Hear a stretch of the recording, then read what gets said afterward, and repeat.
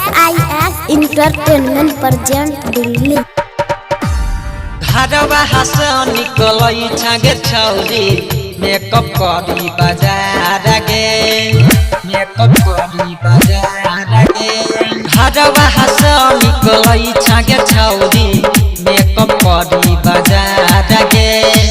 छौरा सब पीछू पड़ई छौरा सब पीछू पड़ई छौ देखी के तोहर चाल गे। छौरा सब पीछू पड़ई छौ देखी के तोहर चाल गे।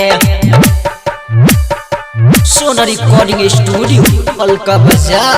Mix by Kanchan Raj Muzaffarpur.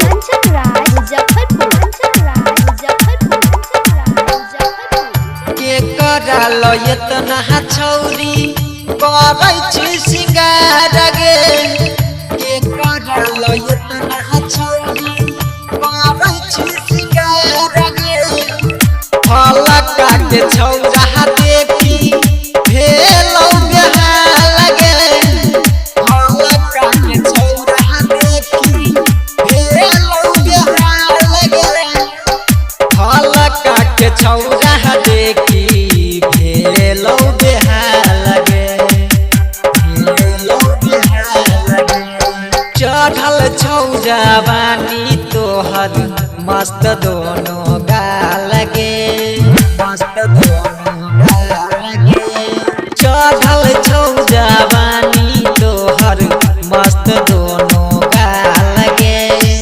छौरा सब पीछू पड़ई छौरा सब पीछू पड़ई छौरा सब पीछू पड़ई छौ देखी के तोहर चाल गे। छौरा सब पीछू पड़ई छौ देखी के तोहर चाल गे। सोना रिकॉर्डिंग स्टूडियो अलका बाजार। Mix by Kanchan Raj Muzaffarpur.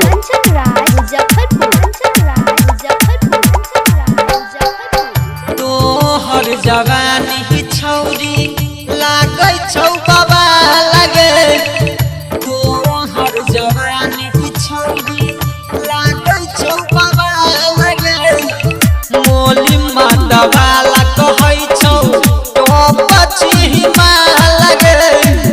मोली माता वाला कहै छौ तो पछी माल गे। मोली माता वाला कहै छौ ब्यूटीफुल माल गे।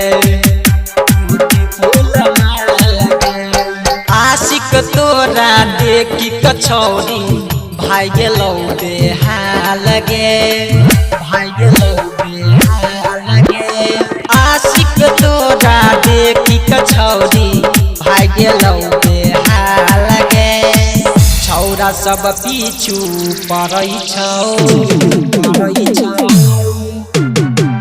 छौरा सब पीछू पड़ई छौ देखी के तोहर चाल गे। छौरा सब पीछू पड़ई छौ देखी के तोहर चाल गे। घरवा हंस निकलई छागे छौरी मेकअप करी बाजार गे। मेकअप करी बाजार गे। घरवा हंस निकलई छागे छौरी मेकअप करी बाजार गे। छौरा सब पीछू पड़ई छौ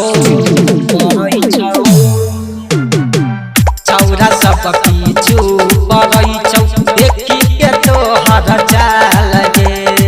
छौरा सब पीछू पड़ई छौ देखी के तोहर चाल गे। सोना रिकॉर्डिंग स्टूडियो अलका बाजार।